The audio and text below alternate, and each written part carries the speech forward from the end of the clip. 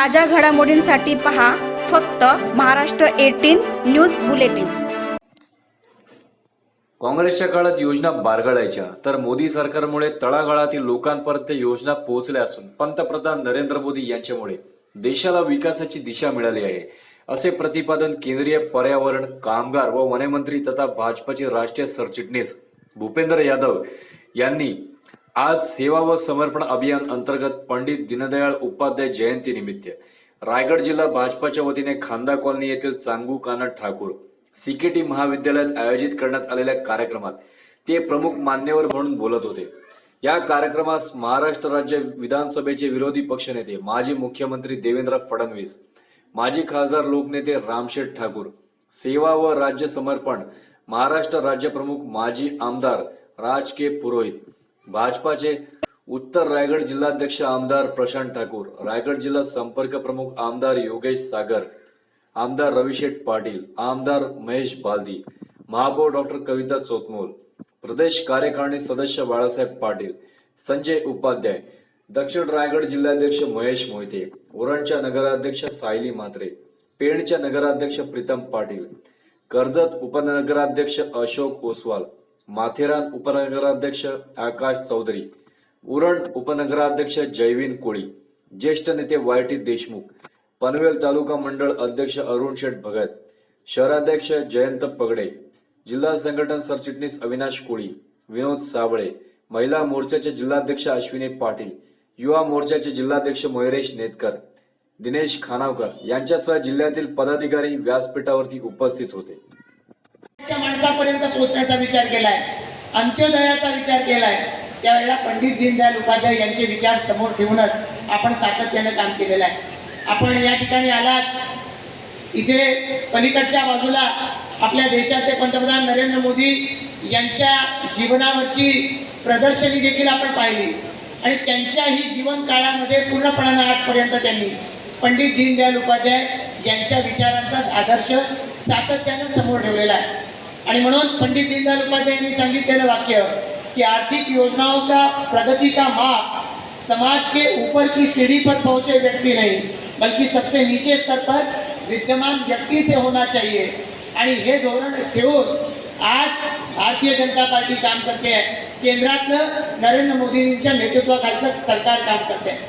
पंडित दीनदयाळ उपाध्याय यांनी ज्या पद्धतीनं आपल्या पूर्ण जीवन काळामध्ये एकीकडे संघटनात्मक दृष्ट्या जनसंघ वाढला पाहिजे, जनसंघाच्या माध्यमातून या देशाच्या हिताचा विचार हा सातत्यानं कार्यकर्त्यांच्या स्मरणात राहिला पाहिजे, हा जो विचार मांडला तो विचार घेऊन आपल्या देशाचे पंतप्रधान नरेंद्र मोदीजी आज काम करत आहेत। पूर्वाश्रमीचे या ठिकाणी आपले माजी पंतप्रधान भारतरत्न अटल बिहारी वाजपेयीजी यांनी देखील याच विचारानं काम केलेलं आहे। आणि म्हणून आज आपण देशभरामध्ये आजच्या 25 सप्टेंबरला पंडित दीनदयाळ उपाध्याय यांची जयंती, त्यांचे विचार, त्यांच्या विचाराच्या वर आधारित वेगवेगळे कार्यक्रम सातत्याने या ठिकाणी वेगवेगळ्या ठिकाणी सादर होताना आपण पाहतोय। ते आपण बूथ स्तरावरती त्या कार्यक्रमाची अंमलबजावणी करतोय। आणि म्हणून 2014 सालापासून या देशाचे पंतप्रधान नरेंद्र मोदी यांचे वेगवेगळ्या पद्धतीचे कार्यक्रम जर आपण पाहिले, महिलांच्यासाठी गॅस सिलेंडर द्यायचा उज्ज्वला योजना, अगदी खेड्यापाड्यातल्या आदिवासी महिलांपर्यंत गॅस सिलेंडर पोहोचवण्याची योजना आहे। महिलांच्या या ठिकाणी शौचालय बनलं पाहिजे, त्याला इज्जतघर नाव दिलं पाहिजे। ग्रामीण भागामध्ये अगदी खेड्यापाड्यांमध्ये जिथे महिलांना या ठिकाणी आजपर्यंत आपल्या भावना दाबून आपलं जीवन आचरण करावं लागत होतं, अनेक व्याधींना सामोरं जावं लागतं, त्यांच्यासाठीची ही स्वच्छतागृहाची योजना आहे। त्याचबरोबरीनं 2022 सालापर्यंत प्रत्येकाला मोफत घर दिलं पाहिजे याच्यासाठीची योजना असेल। आज देशाचे पंतप्रधान नरेंद्र मोदी या पंडित दीनदयाळ उपाध्याय यांचे विचार हे डोळ्यापुढे ठेवूनच सातत्यानं काम करतायत। वाटत नाही की पूर्ण महाराष्ट्रामध्ये एकट्या माणसांनी एवढं धान्य वाटण्याचं काम महाराष्ट्रात झालं असेल, मी तरी बघितलेलं।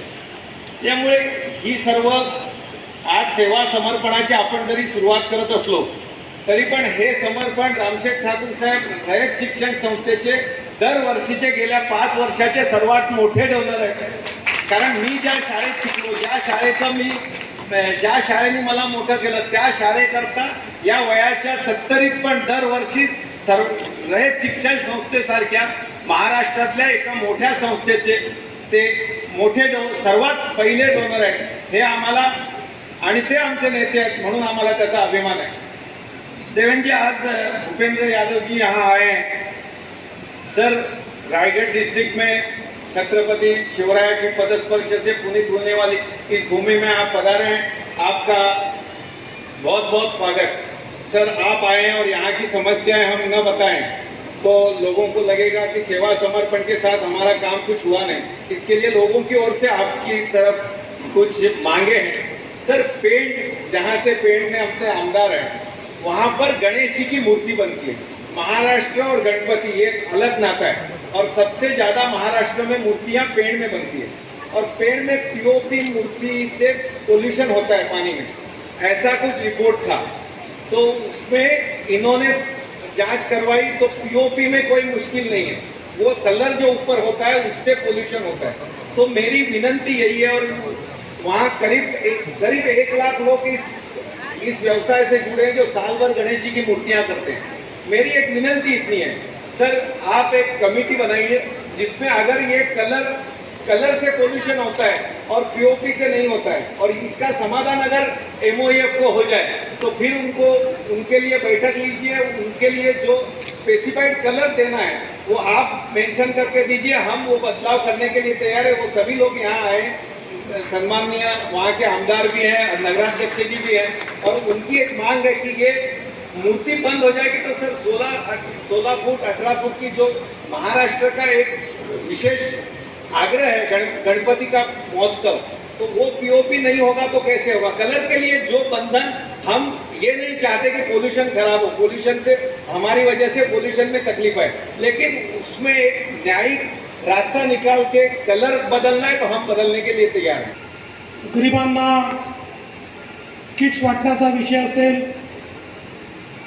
मेडिकल हेल्प करण्याचा विषय असेल, शिक्षणाचे विषय असतील, आपले वेगवेगळ्या योजनांचे जे लाभार्थी आहेत या लाभार्थ्यांचं सत्काराचा कार्यक्रम असेल, प्रत्येक शेवटच्या माणसापर्यंत पोहोचण्याचं काम या सप्ताहाच्या माध्यमातून आपण करतो।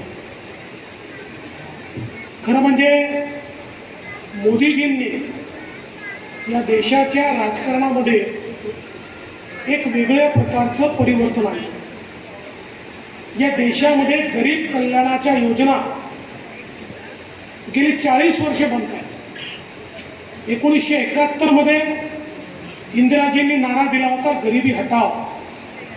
योजना तयार केल्या, पण योजना कधीही गरिबापर्यंत पोहोचू शकल्या नाही। या देशामध्ये एक अशी डिलिव्हरी सिस्टीम तयार झाली की जी योजना खाऊन टाकायची। पैसा गरिबाच्या नावाने निघायचा, पण तो गरिबापर्यंत कधी पोचलाच नाही। राजीव गांधी एकदा म्हणाले होते की मी 1 रुपया दिल्लीहून पाठवतो, शेवटच्या माणसापर्यंत 15 पैसे पोचतात, 85 पैसे व्यवस्था खाऊन टाकते, आणि ते वास्तव होतं। मोदीजींनी सांगितलं मी गरीब कल्याणाच्या योजना राबवीन, पण या योजना राबवताना गरिबाकरता 1 रुपया पाठवीन तर तो पूर्ण 1 रुपया त्याच्या खात्यामध्ये जाईल याची खात्री मिळेल। आणि मग आधार, मोबाईल आणि डीबीटी याच्या माध्यमातून मोदीजींनी भ्रष्टाचार, दलाली, मध्यस्थ या सगळ्यांना हद्दपार करून टाकलं आणि गरिबाचा पैसा पहिल्यांदा गरिबापर्यंत पोचायला लागला। परिणाम काय झाला?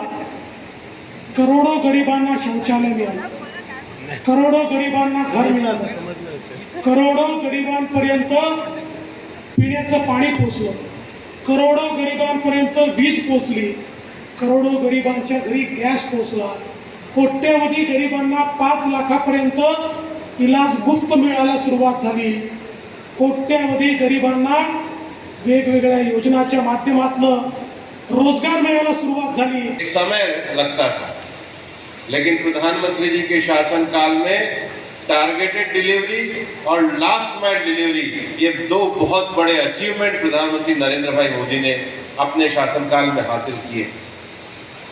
और उसका परिणाम हुआ कि 2019 में भारतीय जनता पार्टी को जनता के आशीर्वाद से 2014 से भी ज्यादा वोटों से और संसद में सीटों से भारतीय जनता पार्टी को सफलता मिली और आपका आशीर्वाद वापस से दोबारा शासन के लिए प्रधानमंत्री नरेंद्र मोदी जी को प्राप्त हुआ। और इस दूसरे शासनकाल में जो सबसे बड़ी चुनौती